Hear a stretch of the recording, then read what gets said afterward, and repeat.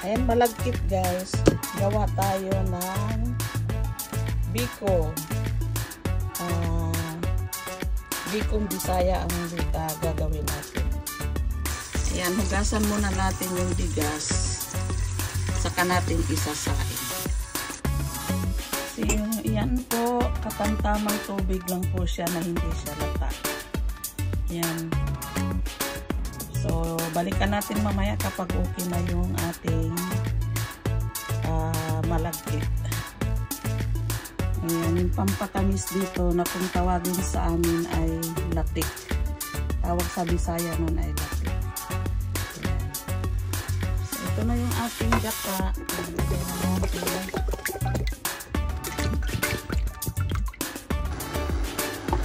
Ayan guys, pakuluin muna natin siya at hayaan muna natin siyang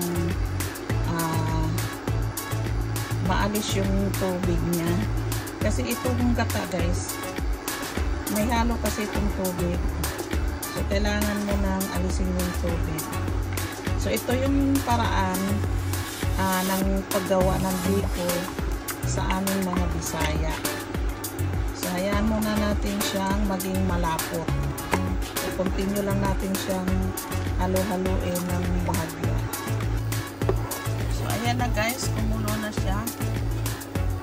Ayan, marami na siyang bula. So, ngayon ilalagay na natin yung ating sugar.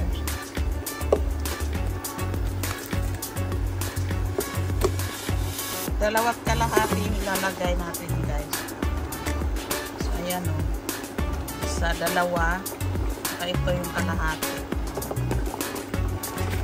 Hayaan natin siyang matunaw. So, ito yung ating kanin, guys. Ayan o.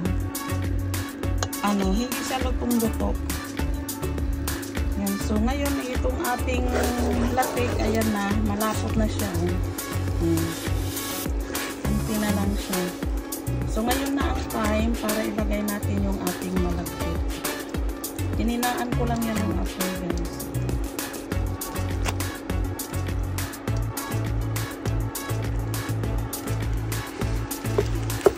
So, ayan, ihahalo na natin siya.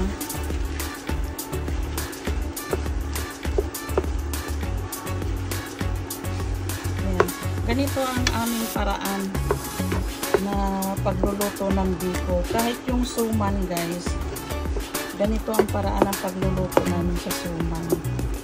Isain muna yung kanin, ay yung bigas na malagkit. Pero konting tubig, katamtamang tubig lang na hindi siya lutong-luto. Kasi iluluto pa kasi uli yun. So ito, ganito din to guys. Hindi pa masyadong luto yung bigas. Tapos ihalo na siya sa latik para hindi siya latang-lata.